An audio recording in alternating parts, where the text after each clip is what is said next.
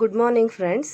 ಇವತ್ತು ಸರಿಯಾದ ವಿಧಾನದಲ್ಲಿ ಈರುಳ್ಳಿ ದೋಸೆಯನ್ನು ಆನಿಯನ್ ದೋಸೆಯನ್ನು ಮಾಡೋಣ. ಇದಕ್ಕೋಸ್ಕರ ಬೇಕಾಗಿರೋದು ಹದವಾಗಿ ರುಬ್ಕೊಂಡಂತಹ ದೋಸೆ ಹಿಟ್ಟು ಮತ್ತು ಸಣ್ಣದಾಗಿ ಹೆಚ್ಕೊಂಡಂತಹ ಈರುಳ್ಳಿ ಮತ್ತು ನಮ್ಮ ಹತ್ರ ಇದ್ದರೆ ಕೊತ್ತಂಬರಿ ಸೊಪ್ಪನ್ನು ಕೂಡ ಬಳಸ್ಕೊಳ್ಬಹುದು.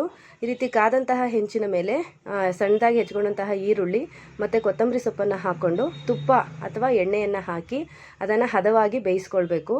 ನಾವು ದೋಸೆ ಹಿಟ್ಟಿನ ಒಳಕ್ಕೇನೆ ಈರುಳ್ಳಿಯನ್ನು ಹಾಕ್ಕೊಂಡ್ರೆ ದೋಸೆ ತುಂಬ ಗಟ್ಟಿಯಾಗಿ ಬರುತ್ತೆ ಫ್ರೆಂಡ್ಸ್. ಅದು ಈರುಳ್ಳಿ ದೋಸೆಯನ್ನು ಮಾಡುವ ಸರಿಯಾದ ವಿಧಾನ ಅಲ್ಲ, ಇದೇ ಪರ್ಫೆಕ್ಟ್ ಆದಂತಹ ವಿಧಾನ. ಈ ರೀತಿಯಲ್ಲಿ ದೋಸೆಯನ್ನು ಮಾಡಿಕೊಂಡಾಗ ದೋಸೆ ಕ್ರಿಸ್ಪಾಗೂ ಇರುತ್ತೆ, ಸಾಫ್ಟಾಗೂ ಇರುತ್ತೆ ಮತ್ತು ತುಂಬ ರುಚಿಯಾಗೂ ಇರುತ್ತೆ. ಈರುಳ್ಳಿ ತಿನ್ನೋದಕ್ಕೆ ಬಾಯಿಗೆ ತುಂಬ ಚೆನ್ನಾಗಿ ಸಿಗುತ್ತೆ. ಈ ರೀತಿಯಲ್ಲಿ ನಾವು ದೋಸೆಯನ್ನು ಮಾಡಿಕೊಂಡು ಮಗ್ಚಾಕಿ ಕೂಡ ಬೇಯಿಸ್ಕೊಳ್ಬೋದು. ಇಲ್ಲ ಅಂತಂದರೆ ಹೀಗೇ ಪರ್ಫೆಕ್ಟಾಗಿ ಬೆಂದಿದೆ. ಇದ್ರ ಮೇಲೆ 1 ಸ್ಪೂನ್ ತುಪ್ಪವನ್ನು ಹಾಕ್ಕೊಂಡು ಚಟ್ನಿ ಮತ್ತು ಪಲ್ಯದ ಜೊತೆನೂ ಸರ್ವ್ ಮಾಡ್ಬೋದು, ಚಟ್ನಿ ಜೊತೆನೂ ಸರ್ವ್ ಮಾಡ್ಬೋದು.